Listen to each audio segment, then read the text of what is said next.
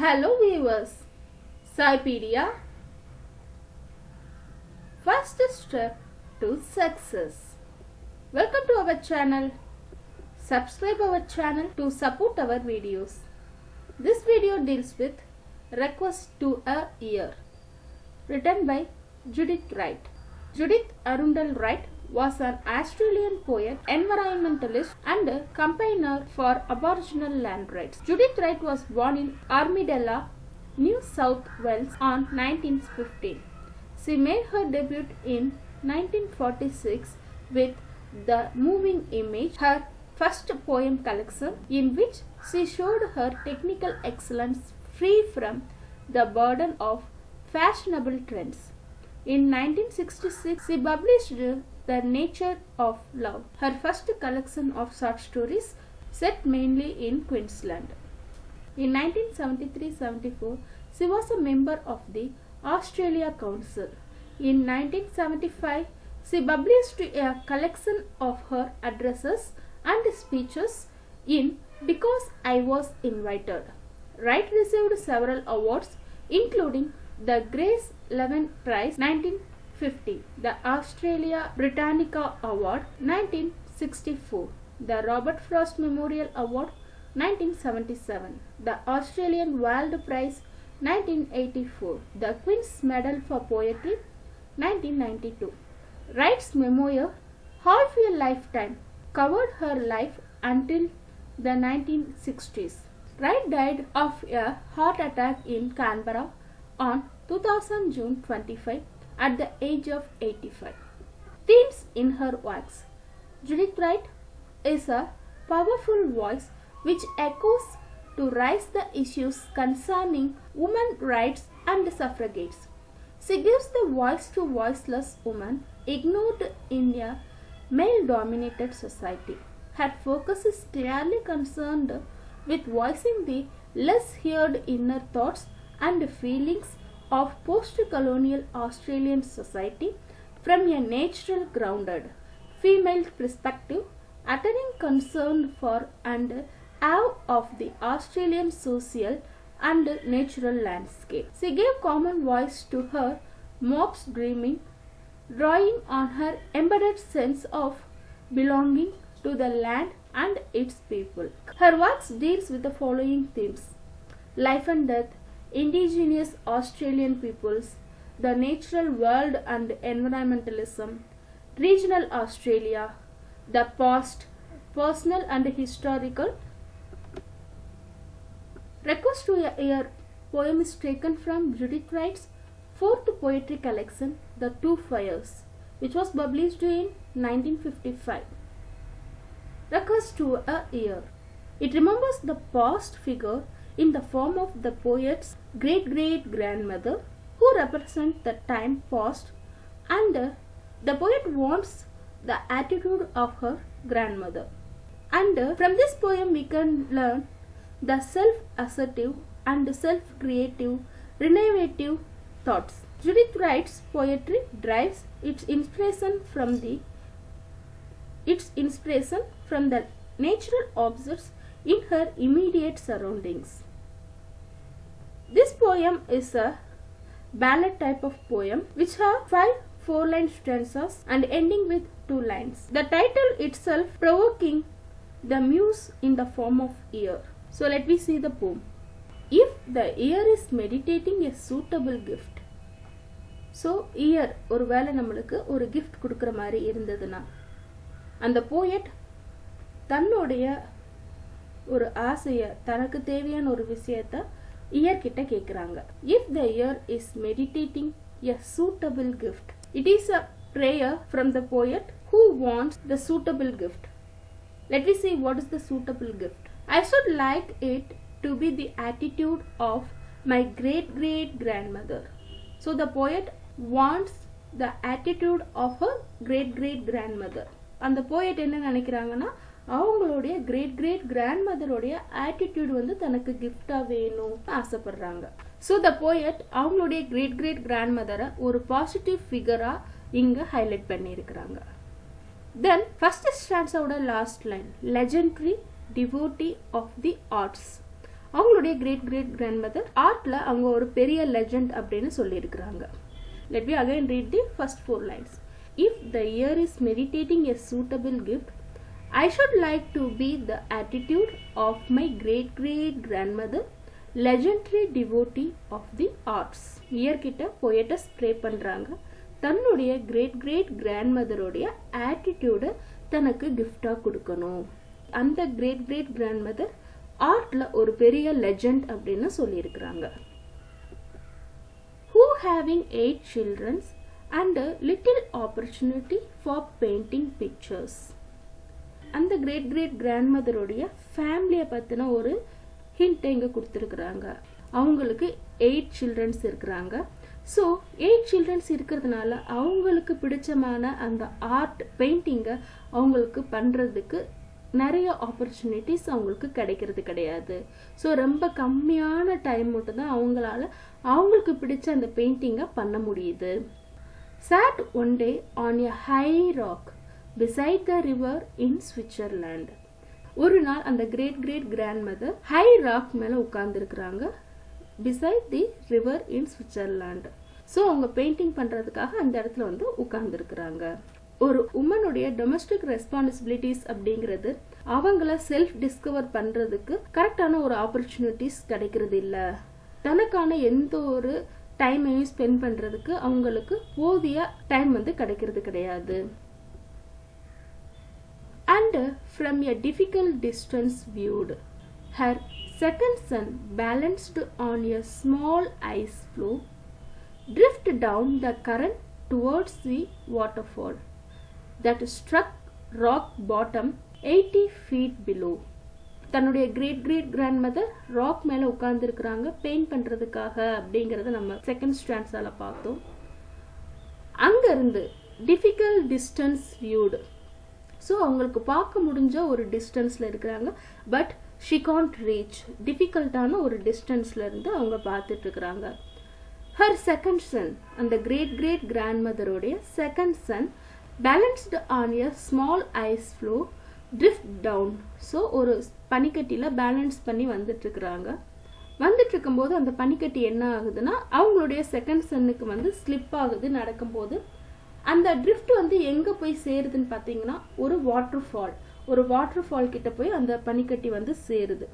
அந்த பனிக்கட்டி வந்து ரொம்ப ஃபோர்ஸாக போய் ஹிட் ஆகிட்டு 80 feet பிலோ வந்து தண்ணி விழுந்துட்டு இருக்கிற ஒரு வாட்டர் ஃபால். இந்த பையன் ஸ்லிப் ஆகி போகிறதும் அந்த ஐஸ் ஃப்ளோவில் தான் போயிட்டு இருக்கிறாங்க. ஸோ 80 feet கீழே வந்து அவங்க விழறதுக்கு சான்சஸ் இருக்கு. ஒரு டேஞ்சரான ஒரு சுச்சுவேஷன் அங்கே நடந்துட்டு இருக்குது. இந்த லைன்ஸ்ல இருந்து அஸ் அ மதரா தன்னுடைய குழந்தைங்களுக்கு கரெக்டான ஒரு செக்யூர் அப்படிங்கிற ஒரு விஷயத்தை கொடுக்க முடியலையோ அப்படிங்கிற ஒரு டவுட் நம்மளுக்கு கிரியேட் ஆகுது. ஏன்னா அவங்க தூரமா இருந்து பார்த்துட்டு மட்டும் தான் இருக்கிறாங்க. அவங்களுக்கு அந்த பிளேஸை ரீச் ஆகுறது டிஃபிகல்ட்டா இருக்கு அப்படின்னு சொல்லி இருக்கிறாங்க. While her second daughter impeded, no doubt, by the petticoats of the day. அந்த பையன் வந்து ஸ்லிப் ஆயிருக்கிறான். அந்த டைம்ல அவங்களுடைய செகண்ட் டாட்டர் அங்க வர்றாங்க. While her second daughter impeded, no doubt, by the petticoats of the day. So அவங்களுடைய செகண்ட் டாட்டர் அங்க வர்றாங்க. ஆனா அவங்களால ரொம்ப ஸ்பீடா வர முடியல. என்ன காரணம்னு பார்த்தா அவங்களுடைய லாங் பெட்டிகோட்ஸ். ஸோ இந்த லாங் பெட்டிகோட்ஸும் விக்டோரியன் ஏஜ்ல இருந்த ட்ரெஸ்ஸிங் ஸ்டைலையும் சொல்றாங்க. ஸோ ரொம்ப லாங்கா வெயிட்டான ஒரு ட்ரெஸ். ஸோ ரொம்ப லாங்கா இருக்கும்போது அந்த ட்ரெஸ் வந்து அவங்களுக்கு சீக்கிரம் ஓடுறதுக்கு கன்வீனியன்ட்டா இருக்காது. Stretched out a lost hope, orphan struck, which quickly later caught him on his way. அவங்க அந்த ட்ரெஸ்ஸை வந்து எக்ஸ்டெண்ட் பண்ணிட்டு ரொம்ப ஸ்பீடா ஓடுறாங்க. அவங்களுடைய லாஸ்ட் ஹோப் என்ன அப்படின்னா கண்டிப்பா எப்படியாவது தன்னுடைய பிரதரை காப்பாத்திரணும். ஸோ அங்க வந்து ஒரு ஆல்ஃபன் ஸ்ட்ராக் இருக்கு. ஆல்ஃபன் ஸ்ட்ராக் அப்படிங்கிறது பெரிய அயன் ராட் மாதிரி ஐசஸ்ல வந்து பேலன்ஸ் பண்ணி நடந்து போறதுக்கான ஒரு டூல். ஸோ அதை ஆல்ஃபன் ஸ்ட்ராக்கை யூஸ் பண்ணி தான் தன்னுடைய பிரதரை வந்து அவங்க காப்பாத்துறாங்க. which quickly later caught him on his way. So டக்குன்னு அவங்க வந்து அந்த 80 feet வாட்டர்ல விழாம தன்னுடைய பிரதரை அவங்க காப்பாத்திடுறாங்க. அந்த கேர்ளுடைய லாஸ்ட் ஹோப் என்ன அப்படின்னா எப்படியாவது தன்னுடைய பிரதரை வந்து காப்பாத்திரணும். ஆல்ஃபன் ஸ்ட்ராக்கோடைய உதவியால அவங்க வந்து தன்னுடைய பிரதரை காப்பாற்றவும் செஞ்சிடுறாங்க. nothing it was evident could be done, and with the artist's isolating eye. இந்த இன்சிடென்ட் நடந்துருச்சு. இந்த இன்சிடென்ட் நடந்து முடிஞ்சிட்ட பிறகு இது நடந்ததுக்கான எந்த ஒரு எவிடன்ஸும் இல்லை. பட் அந்த ஆர்டிஸ்டோட ஐசோலேட்டிங் ஐ பார்த்துட்டு இருக்கிற அவங்களுடைய கண்கள் வந்து எவிடன்ஸாக இருக்குது.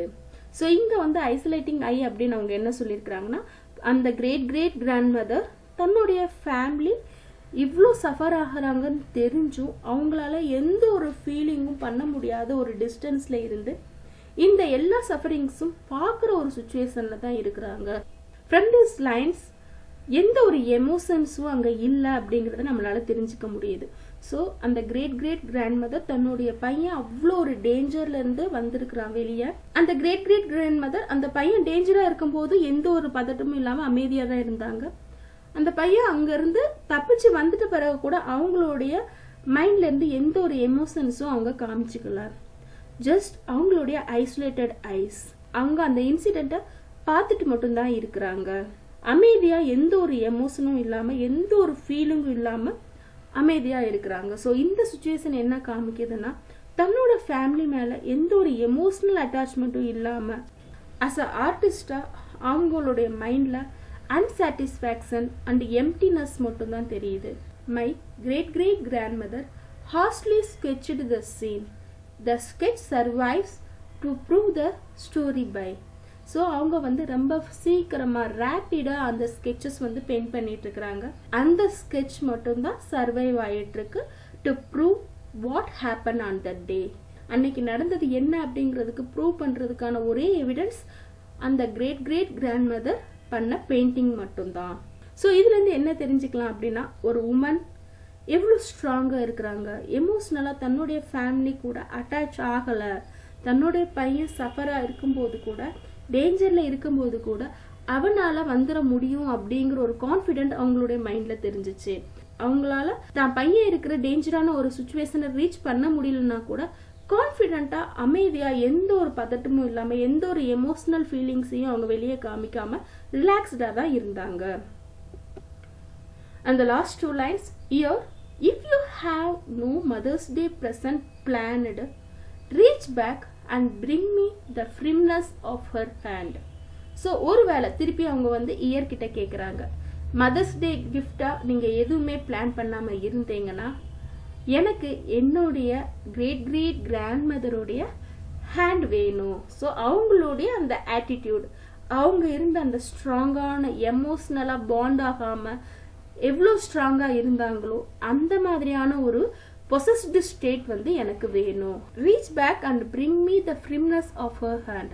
இயர்கிட்ட என்ன கேட்குறாங்கன்னா, அகைன் பாஸ்ட்டுக்கு போயிட்டு தன்னுடைய கிரேட் கிரேட் கிராண்ட் மதருடைய ஆட்டிடியூடை எனக்கு கிஃப்டாக கொடுக்கணும் அப்படின்னு சொல்லி இயர்கிட்ட வந்து ப்ரேயர் பண்ணிக்கிறாங்க.